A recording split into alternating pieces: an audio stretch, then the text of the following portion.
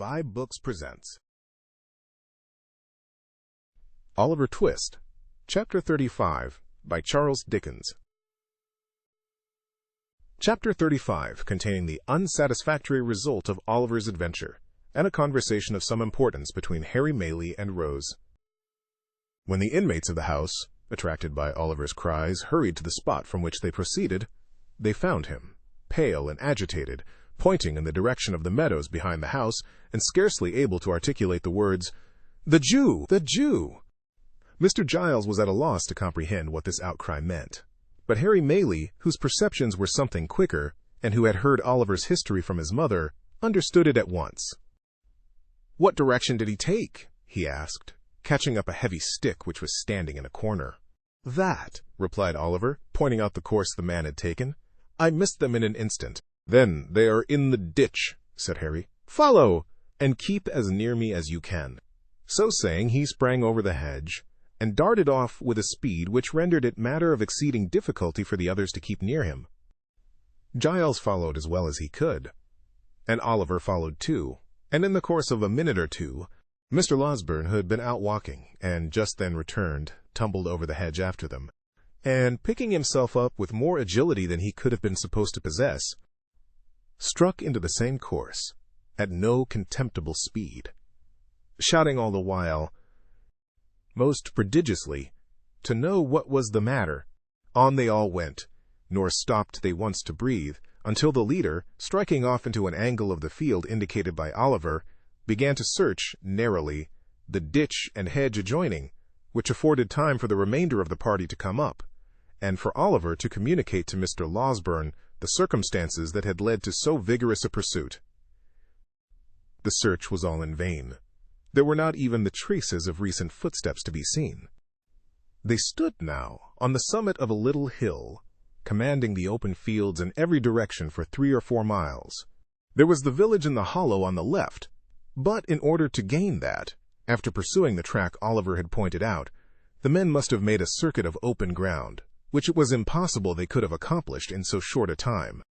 A thick wood skirted the meadowland in another direction, but they could not have gained that covert for the same reason. "It must have been a dream, Oliver," said Harry Maylie. "Oh, no, indeed, sir," replied Oliver, shuddering at the very recollection of the old wretch's countenance. "I saw him too plainly for that. I saw them both, as plainly as I see you now." "Who was the other?" inquired Harry and Mr. Losberne together. "The very same man I told you of, who came so suddenly upon me at the inn," said Oliver. "We had our eyes fixed full upon each other, and I could swear to him." "They took this way?" demanded Harry. "Are you sure?" "As I am that the men were at the window," replied Oliver, pointing down as he spoke to the hedge which divided the cottage garden from the meadow. The tall man leaped over, just there, and the Jew, running a few paces to the right, crept through that gap. The 2 gentlemen watched Oliver's earnest face as he spoke, and looking from him to each other seemed to feel satisfied of the accuracy of what he said. Still, in no direction were there any appearances of the trampling of men in hurried flight. The grass was long, but it was trodden down nowhere, save where their own feet had crushed it. The sides and brinks of the ditches were of damp clay, but in no one place could they discern the print of men's shoes, or the slightest mark which would indicate that any feet had pressed the ground for hours before. "This is strange," said Harry. "Strange!" echoed the doctor. "Blathers and Duff themselves could make nothing of it." Notwithstanding the evidently useless nature of their search, they did not desist until the coming on of night rendered its further prosecution hopeless, and even then they gave it up with reluctance. Giles was dispatched to the different alehouses in the village, furnished with the best description Oliver could give of the appearance and dress of the strangers. Of these, the Jew was, at all events, sufficiently remarkable to be remembered, supposing he had been seen drinking or loitering about. But Giles returned without any intelligence, calculated to dispel or lessen the mystery. On the next day, fresh search was made, and the inquiries renewed, but with no better success. On the day following, Oliver and Mr. Maylie repaired to the market town, in the hope of seeing or hearing something of the men there, but this effort was equally fruitless. After a few days, the affair began to be forgotten, as most affairs are, when wonder, having no fresh food to support it, dies away of itself. Meanwhile, Rose was rapidly recovering. She had left her room, was able to go out, and mixing once more with the family, carried joy into the hearts of all. But, although this happy change had a visible effect on the little circle, and although cheerful voices and merry laughter were once more heard in the cottage, there was, at times, an unwanted restraint upon some there, even upon Rose herself, which Oliver could not fail to remark. Mrs. Maylie and her son were often closeted together for a long time, and more than once Rose appeared with traces of tears upon her face. After Mr. Losberne had fixed a day for his departure to Chertsey, these symptoms increased, and it became evident that something was in progress which affected the peace of the young lady and of somebody else besides. At length one morning, when Rose was alone in the breakfast parlor, Harry Maylie entered, and with some hesitation begged permission to speak with her for a few moments. A very few will suffice, Rose," said the young man, drawing his chair towards her. "What I shall have to say has already presented itself to your mind. The most cherished hopes of my heart are not unknown to you, though from my lips you have not heard them stated." Rose had been very pale from the moment of his entrance, but that might have been the effect of her recent illness. She merely bowed, and bending over some plants that stood near, waited in silence for him to proceed. I ought to have left here before," said Harry. "You should, indeed," replied Rose. "Forgive me for saying so, but I wish you had. I was brought here by the most dreadful and agonizing of all apprehensions," said the young man, "the fear of losing the one dear being on whom my every wish and hope are fixed. You had been dying, trembling between earth and heaven. We know that when the young, the beautiful, and good are visited with sickness, their pure spirits insensibly turn towards their bright home of lasting rest. We know, heaven help us, that the best and fairest of our kind too often fade in blooming." There were tears in the eyes of the gentle girl, as these words were spoken, and when one fell upon the flower over which she bent, and glistened brightly in its cup, making it more beautiful, it seemed as though the outpouring of her fresh young heart claimed kindred naturally with the loveliest things in nature. "A creature," continued the young man passionately, "a creature as fair and innocent of guile as one of God's own angels, fluttered between life and death. Oh, who could hope, when the distant world to which she was akin half opened to her view, that she would return to the sorrow and calamity of this? Rose, Rose, to know that you were passing away like some soft shadow which a light from above casts upon the earth, to have no hope that you would be spared to those who linger here, hardly to know a reason why you should be, to feel that you belong to that bright sphere whither so many of the fairest and the best have winged their early flight, and yet to pray amid all these consolations that you might be restored to those who loved you. These were distractions almost too great to bear. They were mine, by day and night, and with them came such a rushing torrent of fears and apprehensions and selfish regrets, lest you should die, and never know how devotedly I loved you, as almost bore down sense and reason in its course. You recovered. Day by day, and almost hour by hour, some drop of health came back, and mingling with the spent and feeble stream of life which circulated languidly within you, swelled it again to a high and rushing tide. I have watched you change almost from death to life, with eyes that turned blind with their eagerness and deep affection. Do not tell me that you wish I had lost this, for it has softened my heart to all mankind. I did not mean that, said Rose, weeping. I only wish you had left here, that you might have turned to high and noble pursuits again, to pursuits well worthy of you. There is no pursuit more worthy of me, more worthy of the highest nature that exists, than the struggle to win such a heart as yours, said the young man, taking her hand. Rose, my own dear Rose, for years I have loved you, hoping to win my way to fame, and then come proudly home and tell you it had been pursued only for you to share, thinking in my daydreams how I would remind you in that happy moment of the many silent tokens I had given of a boy's attachment, and claim your hand as in redemption of some old mute contract that had been sealed between us. That time has not arrived, but here, with not fame won, and no young vision realized, I offer you the heart so long your own, and stake my all upon the words with which you greet the offer. Your behavior has ever been kind and noble, said Rose, mastering the emotions by which she was agitated. As you believe that I am not insensible or ungrateful, so hear my answer. It is that I may endeavor to deserve you. It is, dear Rose. It is, replied Rose, that you must endeavor to forget me. Not as your old and dearly attached companion, for that would wound me deeply, but as the object of your love.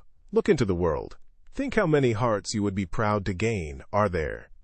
Confide some other passion to me, if you will. I will be the truest, warmest, and most faithful friend you have. There was a pause, during which Rose, who had covered her face with one hand, gave free vent to her tears. Harry still retained the other. "And your reasons, Rose," he said at length in a low voice. "Your reasons for this decision?" "You have a right to know them," rejoined Rose. "You can say nothing to alter my resolution. It is a duty that I must perform. I owe it, alike to others, and to myself." "To yourself?"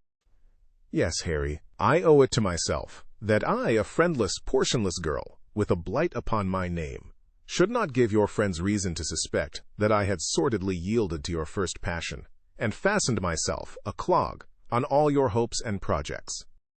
I owe it to you and yours, to prevent you from opposing, in the warmth of your generous nature, this great obstacle to your progress in the world." "If your inclinations chime with your sense of duty," Harry began. "They do not," replied Rose, coloring deeply. "Then you return my love?" said Harry. "Say but that, dear Rose, say but that, and soften the bitterness of this hard disappointment." "If I could have done so, without doing heavy wrong to him I loved," rejoined Rose, "I could have—" "Have received this declaration very differently?" said Harry. "Do not conceal that from me, at least, Rose." "I could," said Rose. "Stay," she added, disengaging her hand. "Why should we prolong this painful interview? Most painful to me, and yet productive of lasting happiness, notwithstanding. For it will be happiness to know that I once held the high place in your regard which I now occupy, and every triumph you achieve in life will animate me with new fortitude and firmness. Farewell, Harry. As we have met today, we meet no more. But in other relations than those in which this conversation have placed us, we may be long and happily entwined. And may every blessing that the prayers of a true and earnest heart can call down from the source of all truth and sincerity cheer and prosper you." "Another word, Rose," said Harry. "Your reason in your own words.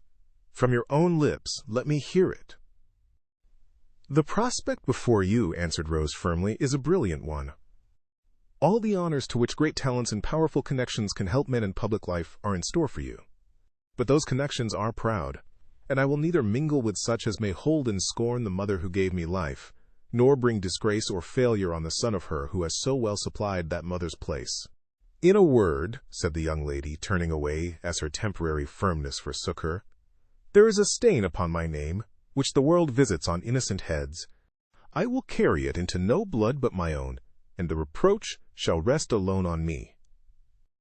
"One word more, Rose. Dearest Rose, one more!" cried Harry, throwing himself before her.